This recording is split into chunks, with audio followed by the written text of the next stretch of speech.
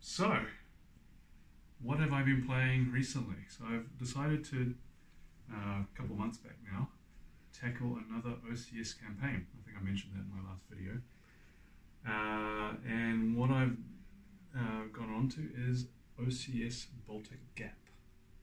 This one I've actually had for quite a while, and I think I've only played one of the minor scenarios, the Polotsk scenario. So this was my first attempt to play the full campaign. So I played it Solitaire. So what is Baltic Gap? Baltic Gap is one of the games in the OCS series. It's a two-mapper, and it covers the Soviet offensive in the north and in the Baltic states, starting in June 1944. So it sort of runs parallel to the big Soviet summer offensive of 1944, Operation Bagration, and some of the repercussions of Bagration are felt on the southern end of the map.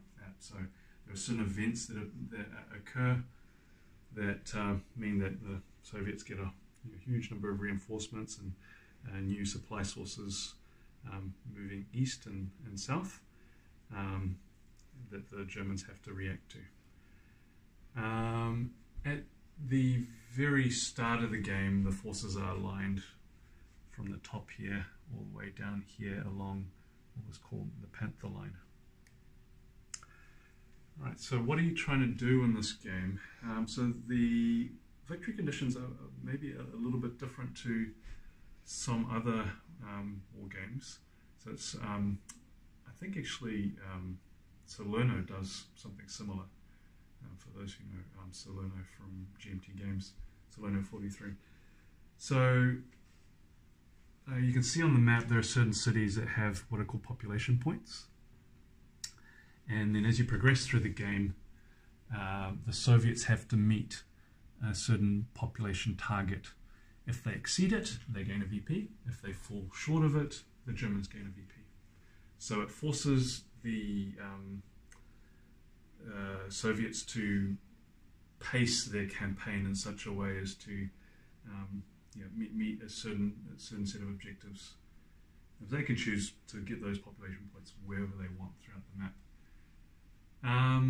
So as I was mentioning, the game starts out up here, goes down along this Panther Line, and it's a pretty heavily defended line. And as you can see, these hedgehogs are quite powerful, and in some places they're in quite difficult terrain. The bulk of their forces are down here around Polotsk, and it is very, very tough initially to break through that area. Although the toughest terrain is up here around Pskov in the north. And it seems like the initial breakthrough has to come down south here through Polotsk and to meet up with further Soviet forces coming in from successful operations and Operation Bagration down here. So what happened in my game that I played? Right, so the Soviets really struggled to take Polotsk. I think looking at the population targets for the game, I think you're expected to take Polotsk within 2 or 3 turns, and I feel like it took more like 4 or 5 turns. But once they did, it was kind of a pretty massive breakthrough. And along with those other forces, they were able to push and break out into this open terrain and really start getting in behind some of these German lines. But they remain stuck up here. So as I think they talk about it in the rules, the front lines look like a big letter J going that way. They remained stuck up in the north for a long time. They couldn't take Pskov or break through, and they were taking pretty severe losses trying to get through. However, the German defense kind of just started to melt away due to being out of supply once Soviet forces started to break through all the gaps up there.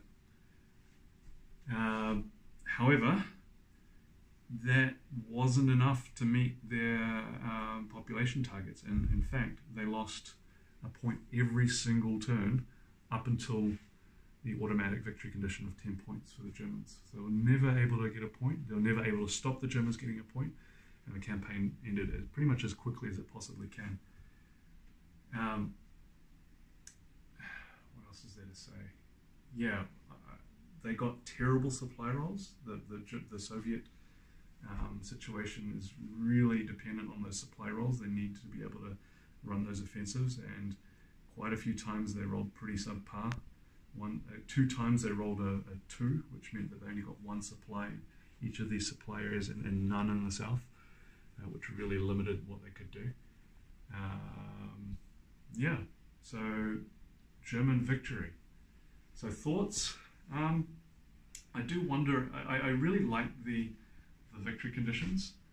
However, I can see that, you know, they might lead to perhaps gamey play or unrealistic play, and that it could be to your advantage as the Germans to hold on for as long as possible, even at the risk of having, you know, your forces being ground down and completely surrounded, if it means that you can you know, head towards that automatic victory conditions if the Soviets are falling behind, because you're not going to ultimately suffer the future repercussions of losing such a large number of forces. Maybe they could have had something, some balancing mechanism, some VPs awarded for destroyed units. But yeah, as it stood, it felt like it was in my interest to hold on, especially down here in the south, and onto those population centres, even knowing that I was going to get completely surrounded. So I do wonder about that. It's very large. There's a bit of a struggle at times to manage the sheer number of counters. But I really enjoyed the situation of the fact that you have this massive breakthrough and then open terrain, and then the Germans do get some counter-attacking opportunities with some panzer divisions that can go back through. I like the difference in the very tight, hard terrain up here and the more open terrain down here. I like how this river here, the Dvina, dominates the map. There are only a few crossing points. It really divides the whole thing. I like the ports and the ability, the logistics that the Germans have to think about, whether or not to ship their supply by rail or by port, where to create supply dumps. That was all really interesting.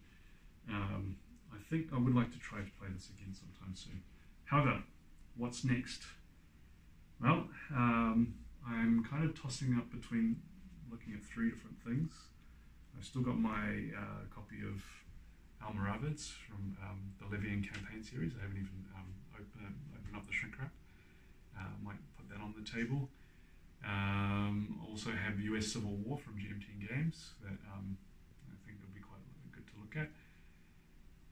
And the other thing that's piqued my interest recently, because I met up some friends that have been really getting into the series, is the Battalion Combat series by MMP, which is looking like it could be really interesting. I might see if I can. I don't have a copy myself. Might see if I grab a copy and get that onto the table and have a tinker with it.